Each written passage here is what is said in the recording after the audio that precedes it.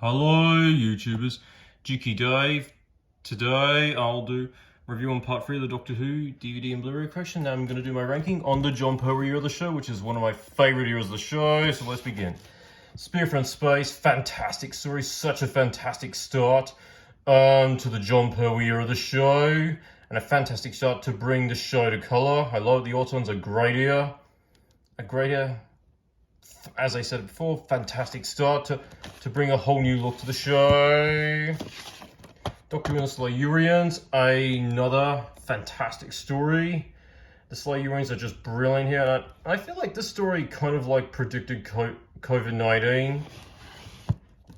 Ambassador Death, really underrated story. But I think it is another fantastic story. It's definitely one of my on my top 5 favourite John Pertwee stories of all time. Inferno, fantastic story. Got such a Steven Spielberg feeling to it, and got a bit of a James Bond feeling to it as well. Fantastic story. I love it. Does really well for a 7-parter. So yeah. But overall, season 7 in a whole, is a really strong season. And I agree with a lot of fans. It is definitely John Pertwee's best season. Terror of the Autons, great start. Great story, great introduction to the Master and Joe Grant, who is one of the most iconic classic series companions. Yeah, I don't like the big smiling mask on the Autons. It creeps me out a bit, but overall. And the doll in that story that moves on its own is really scary. Gives me a lot of Child's Play vibes. There we go. Chucky vibes. There we go. Mind of Evil, really underrated story. A fantastic story. Another one of my favourite John Pertwee stories. So yeah, really underrated. Probably one of the best stories of season 8. The Claws of Axos, another great story. Does really well for a 4-parter. The special edition of this is so much better. I would love to see what it's like in Blu-ray quality. Colony in Space, a pretty good story. Yeah, it does have its flaws here and there. It's still a pretty good story, but when I compare it to the others of Season 8, I think it's probably like the weakest out of Season 8, but still a pretty good story. The Demons, fantastic story, really dark story. Does so well for a 5-parter. The demons are so great in the story. It's got such a Steven Spielberg feeling to it. So yeah.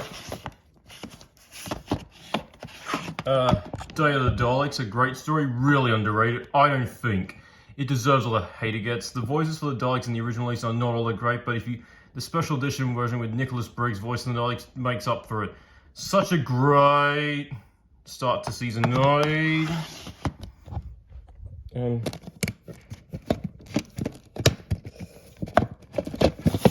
The Curse of Peladon, a pretty good story. Not one of the best John Pertwee stories, but still enjoyable. Sea Devils, fantastic story. Probably the best story out of season 9. I really love the Sea Devils, and the sword fight against the Third Doctor Master is just brilliant. In my opinion, John Pertwee and Roger Goodell really work together. Got such a fantastic chemistry going on there. Units, it's a pretty good story. Again, it's not one of the best John Pertwee stories, but still pretty enjoyable. A little bit better than The Curse of Peladon, but it's just, like The Curse of Peladon, it's just really forgetful. Time Monster, a shitty story, like the Ark and the Space Pirates. 3 Doctors, fantastic 10th anniversary story, such a fantastic start to season 10. Omega's design in that story is really brilliant, probably one of the most iconic designs for a villain. Pat Charlton and John Pertwee work really well together.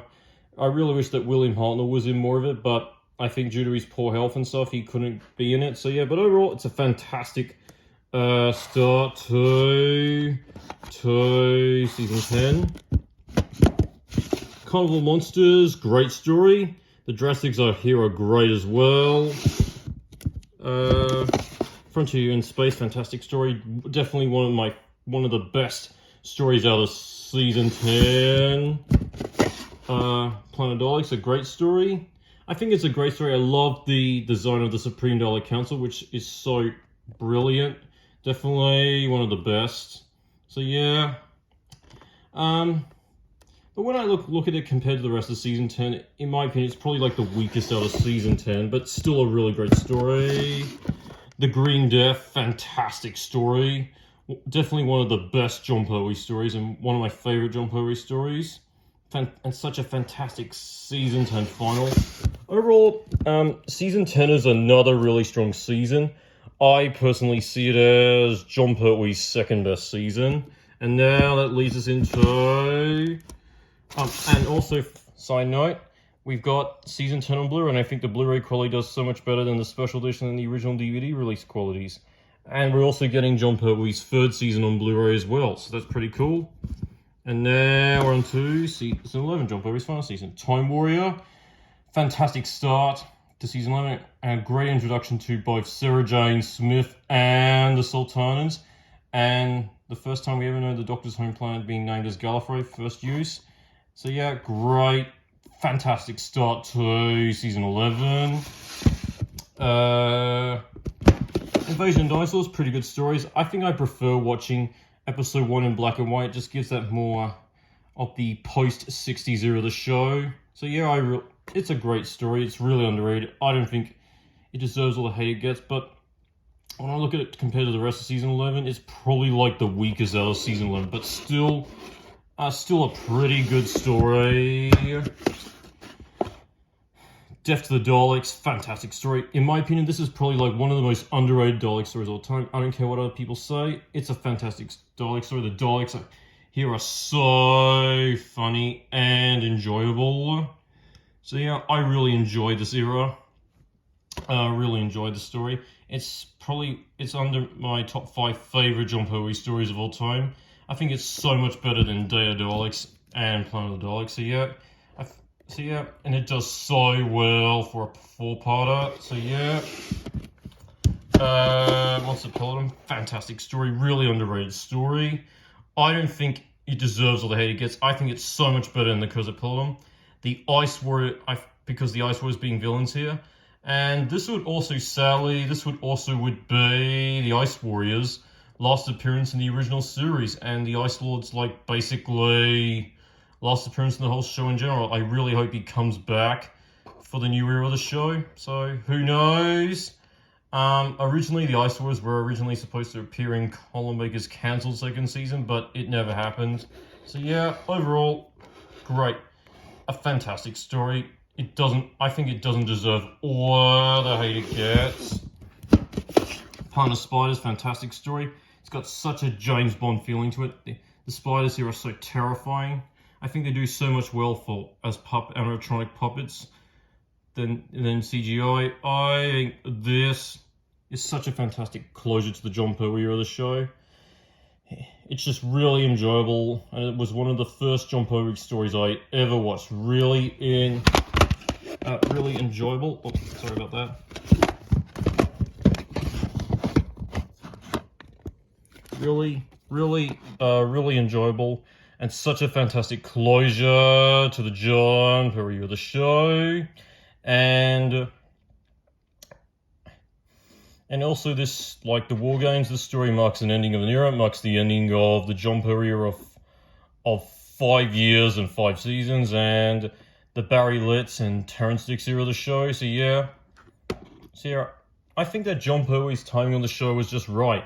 Like, he didn't leave too soon and he didn't overseas. I think 5 years and 5 seasons was pretty good run for his Doctor. So overall, that's my entire ranking on the John Pertwee era of the show. See you for a few weeks' time for my rankings on the Tom Baker era of the show. Later now, and bye. And not forever. This is Juki Day signing off. Bye.